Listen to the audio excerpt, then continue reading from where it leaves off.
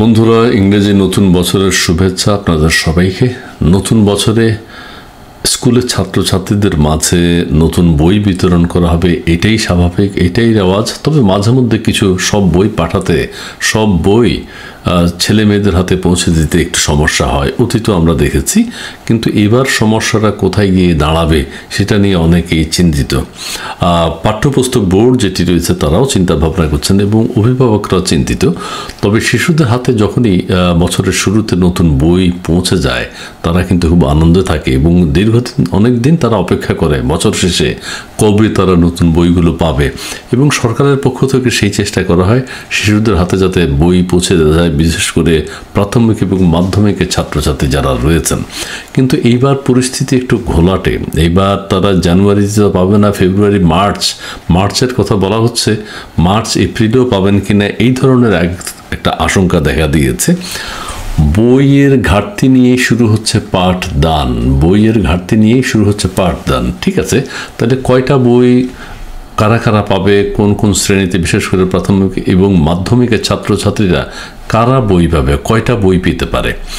আমরা যদি একটু ইত্তেফাক কি লিখেছে সেটা একটু পড়ে শোনাই। সেটি হচ্ছে, শিক্ষাপঞ্জি মেনে বুধবার সারা দেশে মানে 1 জানুয়ারি প্রাথমিক ও মাধ্যমিক বিদ্যালয়ের শিক্ষাবর্ষ শুরু হচ্ছে।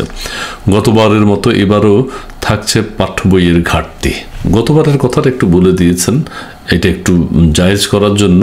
সেটি হচ্ছে এবারও ঘাটতি থাকছে, কিন্তু এবার ঘাটতি থাকা দেশবাসী নিশ্চয়ই পরিবর্তিত। এখন তো আর হাসিনা সরকার নেই। এই সরকারের কাছ থেকে তো যে পাঠ্য বই সবার হাতে হাতে পৌঁছে যাবে, ভালো কিছু আশা করে প্রত্যেকেই, কিন্তু এইবার বড় ঘাটতিটা হবে। বছরের প্রথম দিন সব শিক্ষার্থীর হাতে বই পৌঁছে দিতে 40,16,00,000 পাঠ্য বই প্রয়োজন। আমাদের স্কুলে ছাত্রছাত্রী যারা রয়েছে প্রাথমিক এবং মাধ্যমিকে, তাদের হাতে যদি সব বই পৌঁছে দিতে হয় তাহলে 40,16,00,000 বই প্রয়োজন। আচ্ছা, ছাপাখানার মালিক মুদ্রণ শিল্প সমিতি এবং এনসিটিভির সূত্র জানায় গতকাল সোমবার পর্যন্ত প্রায় 7 কোটি বই ছাপা হয়েছে। অর্থাৎ এটা কিন্তু অবাক করা বিষয়, 40,16,00,000 বই যেখানে প্রয়োজন, গতকাল পর্যন্ত অর্থাৎ 31শে ডিসেম্বর পর্যন্ত মাত্র 7 কোটি বই ছাপা হয়েছে। কাজে বুঝতে পাচ্ছেন যে সম্পূর্ণ মানে সব শ্রেণীর সব বই সব ছাত্রের হাতে পৌঁছতে কতদিন সময় লাগবে যায় এখনো বোঝা যাচ্ছে না, তবে অনুমান করা যায়। এর মধ্যে 6 কোটি বই উপজেলা পর্যায়ে পাঠানোর ছাড়পত্র দেয়া হয়েছে। ঠিক আছে, 6 কোটি বই উপজেলা পর্যায়ে চলে গেছে, এখনো 33 বই ছাপানোই বাকি। 33 ধরনের বই এখনো ছাপানোই বাকি। ফলে এবার নতুন বছরের প্রথম দিন সারা দেশে সব শিক্ষার্থী সব বই পাবে না, এটা তারাই বলে দিচ্ছে। ছাপাখানাগুলোতে সরজমিনে গিয়ে ও অনুসন্ধানে জানা গেছে 116টি ছাপাখানায় 24 ঘন্টা বিরামহীন পাঠ্য বই ছাপা হচ্ছে। অন্য কারো সহযোগিতা নিতে পারত, যেমন বিগত সরকার পার্শ্ববর্তী দেশগুলোতে বলা হয়েছে যে দেশেই তো ছাপানো সম্ভব, কেন পার্শ্ববর্তী দেশের সহযোগিতা নেওয়া হয়? আচ্ছা, যে কী কারণে অতীতে নেওয়া হয়েছে সেটা আমরা জানি না। তবে এইবার দেশের ছাপাখানা 116টি ছাপাখানা কাজ করেছে। কোনো ফুরসত নেই শ্রমিকদের মধ্যে, মিনিটে মিনিটে বেরিয়ে আসছে ছাপা কাগজ, মানে কাজ চলছে বিরামহীনভাবে। অন্য পাশে চলছে বাধাইয়ের কাজ। এই যে তাড়াহুড়ো করা হচ্ছে, বাধাইয়ের কাজ কিন্তু ভালো হবে বলে আশা করা যায় না। বই বাধাই কিন্তু একটা গুরুত্বপূর্ণ ব্যাপার। 1 বছর যে বইটা ছাত্রছাত্রীরা ইউজ করবে সেটির বাইন্ডিং যদি ভালো না হয় তাহলে ছাত্রছাত্রীদের মনে আনন্দ থাকবে না।